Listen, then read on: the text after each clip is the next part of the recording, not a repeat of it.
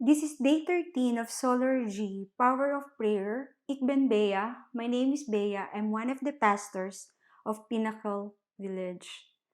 A columnist once wrote, "Every morning in Africa, a gazelle wakes up knowing that it must run faster than the fastest lion or it will be killed. And every morning, a lion wakes up knowing that it must outrun the slowest gazelle or it will starve to death. It doesn't matter whether you are a lion or a gazelle, when the sun comes up, you'd better be running." What I'm trying to say po, it doesn't matter how long we have known God. We must get up each day, all set for the fights, for the struggles that we will encounter. We have to stay alert and ready to resist spiritual attacks. Question po, how are you preparing yourself every single day for the battles that you will encounter? Because there's a battle happening around us. A battle for your heart, for your mind, for your soul. A battle that's not only physical but also spiritual. A battle with literal enemies who impact the seen and unseen world. Let's read First Peter chapter 5 verse 8 from the Good News translation. Be alert, be on watch. Your enemy, the devil, roams around like a roaring lion looking for someone to devour. The Greek word for our word watch is Gregorio, which means to be awake or vigilant. The dictionary defines watch as to look at someone or something for an amount of time and pay attention to what is happening. Another definition, keeping awake in order to guard. Watch can also mean a close observation and to be on the alert.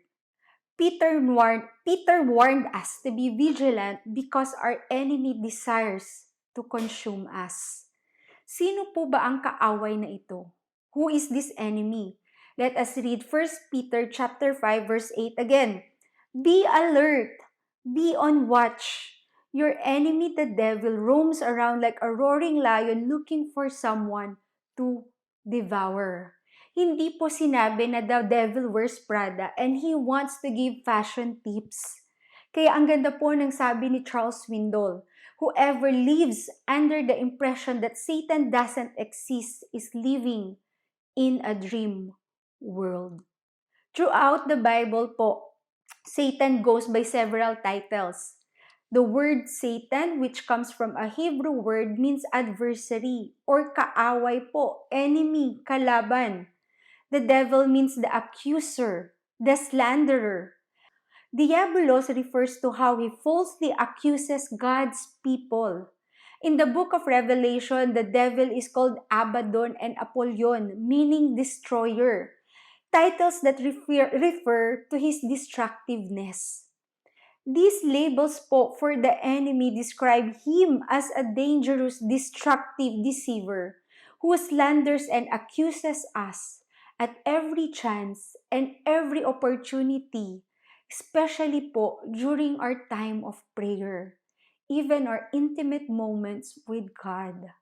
Again, he goes around like a roaring lion, looking for someone to devour. Friends, there is a spiritual warfare. Like it or not, ready or not, our enemy is trying to weaken our faith and hinder our progress.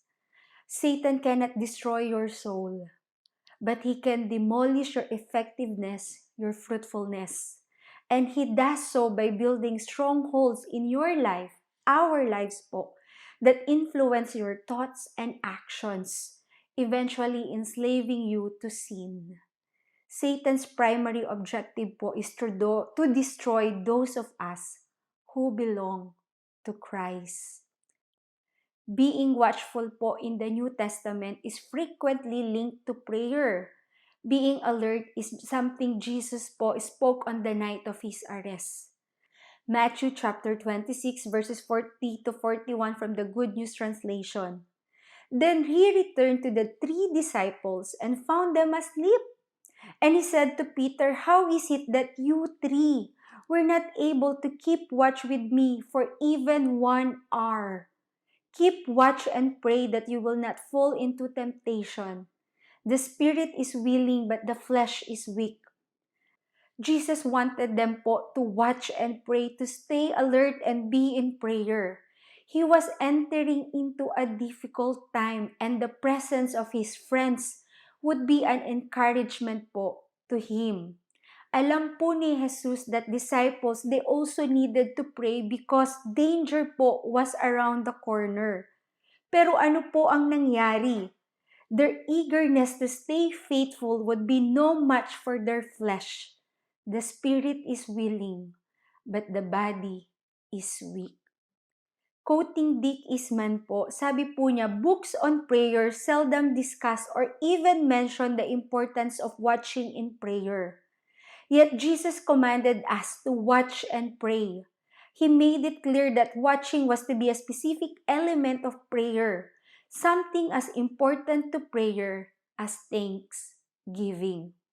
When Jesus used the word expression watch, he meant that believers should stay awake spiritually and keep guard. He was referring to staying alert throughout the time of prayer. Quoting Dick Eastman po ulit, sabi po niya, "Our first order of business during the watchful phase of prayer is to make ourselves aware of the various ways Satan seeks to hinder the effectiveness of our prayer. From the earliest moments of prayer, he comes on the attack, trying to draw our minds from the key issues of prayer. To watch in prayer is to become aware of these attacks and stand firmly against them. Only as we develop a spirit of watchfulness can we recognize Satan's plan of attack and block his efforts." Now that you understand the nature and strategy of our enemy, get ready for its attacks. His one purpose po is to destroy us, our testimonies, our hope, our holiness, and if possible po, our lives. Our enemy is constantly looking for ways to ruin our lives. But it doesn't mean we have to live in defeat. Because if you don't prepare spiritually, you respond carnally to circumstances around you. Again, if you don't prepare spiritually, you respond carnally to circumstances around you. 1 Peter chapter 5 verse 9 from the Living Bible. Stand firm when he attacks. Trust the Lord and remember that other Christians are all around the world are going through these sufferings too. From the Voice version po, resist him and be strong in your faith, knowing that your brothers and sisters throughout the world are fellow sufferers with you. What are we to do po when standing nose to nose with the enemy? Do we panic? Do we surrender? Do we run? No! Peter says, resist him and be strong in our faith, to trust the Lord. The word resist or antistemi means to stand against, to oppose. But this command is met with a vital qualification. We don't resist Satan with confidence in our own power or ability. Anytime we do that, we're overmatched. We are to be firm in our faith. Peter certainly isn't speaking of faith in self or faith in other humans or in some sort of method, mantra, or gimmick. Rather, we stand with unshakable faith in our powerful God, relying on His defense to stand against the wicked works of the devil. James affirms po the need to stand confidently against Satan in the shadow of God's mighty presence. James chapter 4 verses 7 to 8 from the Living Bible. So give yourselves humbly to God. Resist the devil and he will flee from you. And when you draw close to God, God will draw close to you.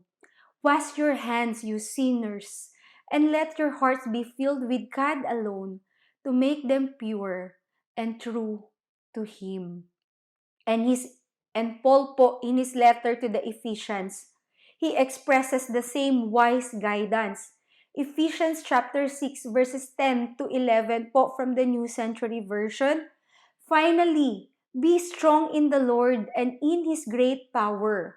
Put on the full armor of God so that you can fight against the devil's evil tricks.